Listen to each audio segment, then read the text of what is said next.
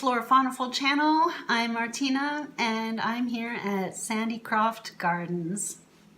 Today I would like to talk to you about getting more livestock onto your urban homestead. So the title of this is No Livestock, No Problem. And my livestock is a little bit unusual, but I have introduced them last year. And I am very proud to say that I've had a lot of success. And what I have introduced are mason bees. They are in the genus Osmia, and the one that we have here is Osmia bicornis, and that's the red mason bee. Now, the interesting thing about mason bees is that they don't produce honey, they don't produce beeswax. They're solitary bees, and they are great pollinators. In fact, they can pollinate up to from 120 to 200 times more than honeybees do. So the references say. And I've used them, and it's worked out very, very well for me. Like I said, they're solitary bees, and that means that no worker bees exist in there. They're all kind of worker bees, I guess you could say. They all go pollinating, and there's more than just one female. So the females also do their work, and they multitask like females do. And but first the males come out of the cocoons, and that I would say is about at 55 degrees Fahrenheit, just roughly about 55 degrees Fahrenheit. So you want to put them out in the beginning of April, at least in the UK. And you don't want too cold weather, you don't want too hot weather. They are okay if the nights get a little bit cold, but you really don't want them to freeze. So make sure that you're basically mostly frost-free. They do have little cubby holes that they can get into so that they aren't affected by frost that much. So if it does go down to 32 degrees Fahrenheit or 0 degrees Celsius, you're fine, most likely. First, the males come out of their cocoons. They fly around, roll around in all the pollen that's there, and that's oftentimes the flowers on your fruit trees. That includes the apples, the cherries, the plum trees. They can do veg and flowers. So if you are looking for a pollinator, anything that is open and can be pollinated, they will. Last year I used the mason bees, and I had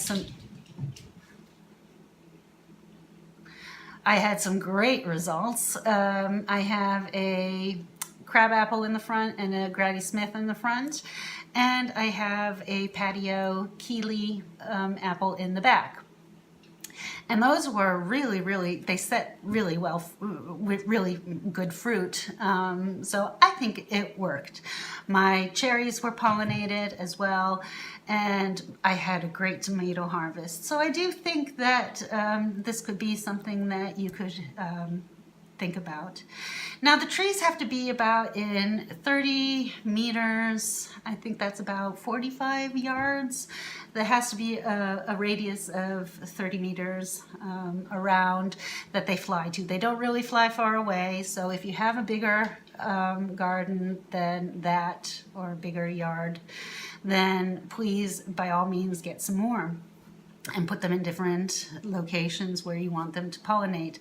They do like mud. I have bought some mud for the bees, put them in little pots around them, just underneath their nest. And I'll show you some pictures of their nests that I got last year. So the males rolling around and all that pollen, and then a week or two later, the women come out and they start doing the same thing. So they also go out and pollinate your plants. The male bees take the pollen back, so the females have plenty to do some work with. And they lay about, 50 eggs. They can lay up to 50 eggs in your nest. Now, they lay the girl eggs first, and they put them all the way in the back of the nest, and then they produce the males afterwards, and they're more in the front. The women seal the nests off, the tubes that we use, off with mud, and they work really well.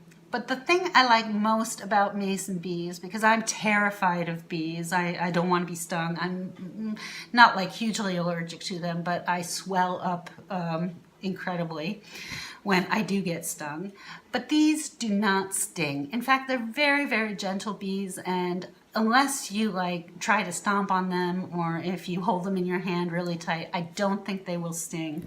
I don't even know if they have stingers, but I don't think you need to worry about it. They mind their own business. They're kind of like a slow bee. They kind of just do their thing, and it's really, really good.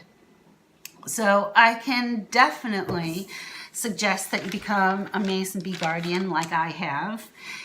Here in the UK, the place that I went to is called masonbees.co.uk, and becoming a guardian is really easy. It's low cost, and it really does pollinate very well. In the United States, if you are excited about this, go to crownbees.com. They're an American website that also does a great job in helping you get started with mason bees. These little animals, this little livestock herd is a great thing for your urban garden. It will make your flowers grow prettier. It will make your fruit grow more. Well, it will pollinate them more. You'll have more fruit. And it's all around a good thing for the environment.